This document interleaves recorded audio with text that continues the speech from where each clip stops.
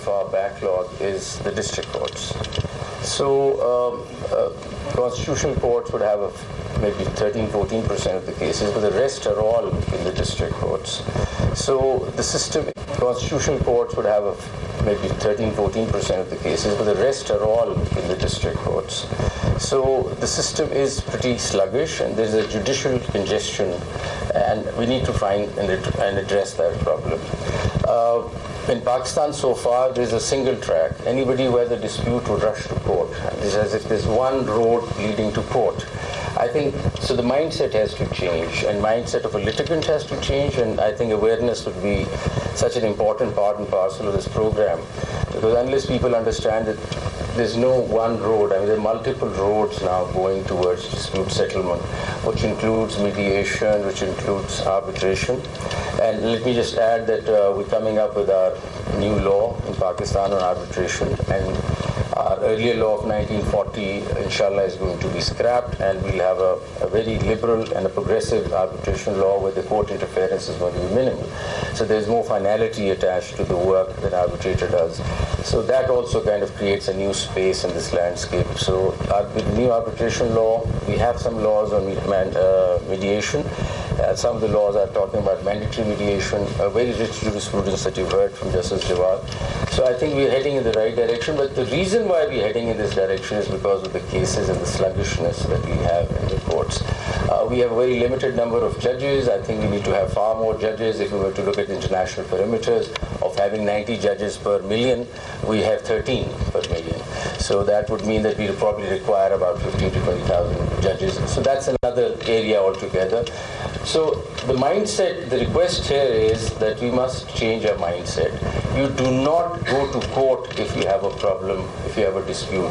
You try to negotiate, you try to mediate, you try to arbitrate, and if nothing works, so God forbid, nothing works, or if a matter requires some judicial interpretation, do you go to court, but you don't go to court otherwise. So let's just keep courts really at a distance, and whenever you look at a dispute, and last time I spoke about the fact that the companies must think of resolving their matters within the company first.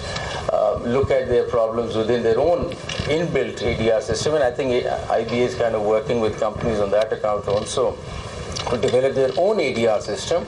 If that doesn't work, and I was just talking to the Secretary General of OIC Arbitration Center, and he said, he added to this equation, and he said, let the companies first resolve it, and if the companies can't resolve it, then it goes to a sectoral ADR center which deals with that sector. For example, if it's a sugar company, then it goes to a sugar sector ADR center because they understand the problem, they understand their sector.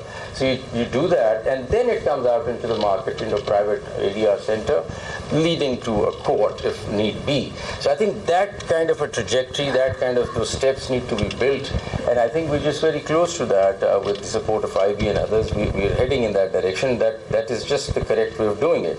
The other point that I wanted to make is that in a system which has judicial congestion and which has a very sluggish litigational landscape, I think it is the right to access to justice, which is a fundamental right. Right to access to justice necessitates that there have to be other routes to resolving your disputes. So when we say, it's traditionally said that right to life includes right to access to justice. Now, access to justice does not mean going to court alone. So I think it is about time that we start considering that access to justice actually means access to resolution of the dispute, a forum where I can resolve my disputes. So where there is such huge congestion, it is now an obligation on the state to provide these avenues, including mediation, including arbitration. So when I say I have a right to access to justice, it includes mediation, it includes arbitration, and it does not, the traditional notion of having right to access to justice is going to court, I think needs rethink. We need to include this into it. Secondly, I would also request that while we sort of refashioning our mindsets, we must think of ADR will stand for alternative dispute resolution. For a minute we sometimes think it's a separate little system on the side. These are the courts and then there is ADR, and should we go to that side? I think that also requires a little rethink. I think ADR or all these other avenues are complementing the justice system. They're part and parcel of the justice system. So to think that ADR is yet some other entity outside the justice system would be wrong. The justice system provides multiple avenues to decide your disputes, one being the court, but there are other avenues also. They're part and parcel of one big justice system. And if you were to think like that, that makes things far more clear, rather than thinking that ADR is some separate entity that we go to as if we're just leaving the justice system and going somewhere else. That's not how it is. It's one big justice system which includes mediation as an option to resolve dispute, because justice system is nothing but service delivery of dispute settlement. So dispute settlement, one way is to do mediation, arbitration, and then also the courts if need be. So do not think of the courts to be the only mechanism as a justice system, and this being some sort of a contraption or on the side. No, it's not. It's just one big part and parcel, and we've been now talking about it jurisprudentially also, that it's one big justice system and everything complements each other. So my request would be that we must change our mindset and start looking at taking our disputes to mediation and arbitration rather than rushing to the courts, and the courts should come at the end. And I just want to quote this Sandra O'Connor, who was from the Supreme Court, was at the Supreme Court of the United States, and she said going to courts should be the last recourse if there is nothing else left.